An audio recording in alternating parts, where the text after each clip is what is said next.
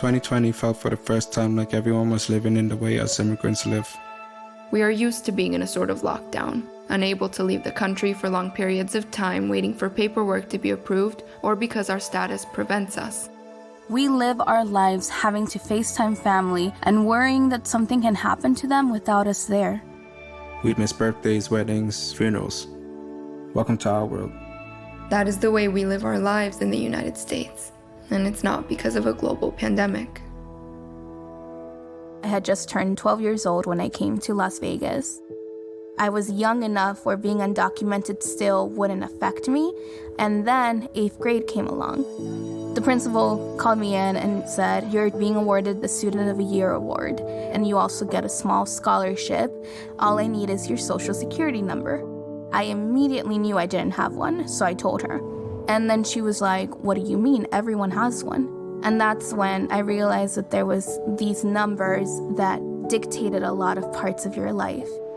When DACA was announced, I was really excited because I had this hope and I was like, I qualify for this. I'm gonna be able to get a job and license and all these things.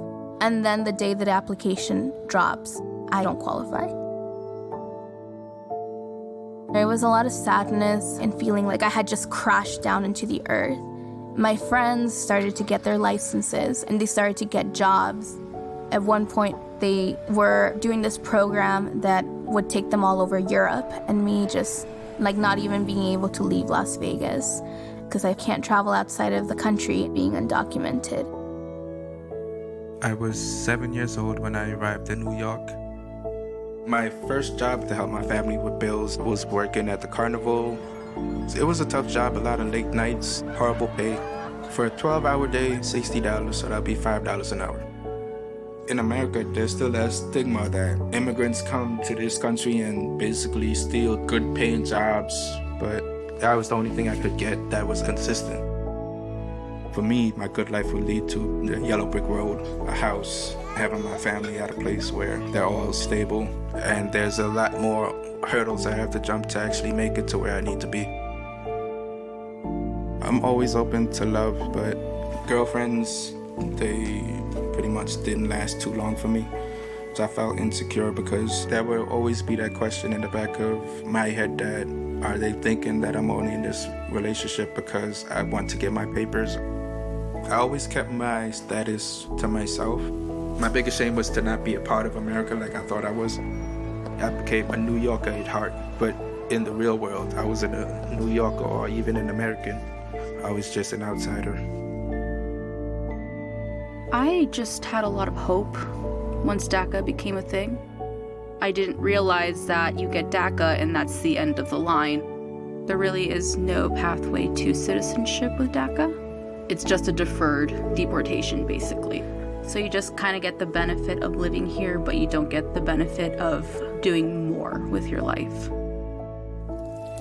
One day we're just cooking breakfast and all of a sudden someone just starts slamming on our door. My brother, he's 16 at the time, goes and opens it. 6 men in full riot gear, AR-15s are at the door. It was ICE, obviously. My dad was deported and I had a little bit of a mental breakdown. When he was leaving, he hugged all of us individually. I don't actually know what my dad said to my siblings. But with me, it was do things the right way. And I've been trying to do that. You can do really well in school, get the best test scores, be the athletes my brother and I were, and it won't matter. I just want to see my dad. I would be an unfunctioning human being if I didn't go to therapy and take anti-anxiety, antidepressant medicine. My brain right now doesn't work the way it used to. It kind of is damaged by trauma and constant stress from what's going on.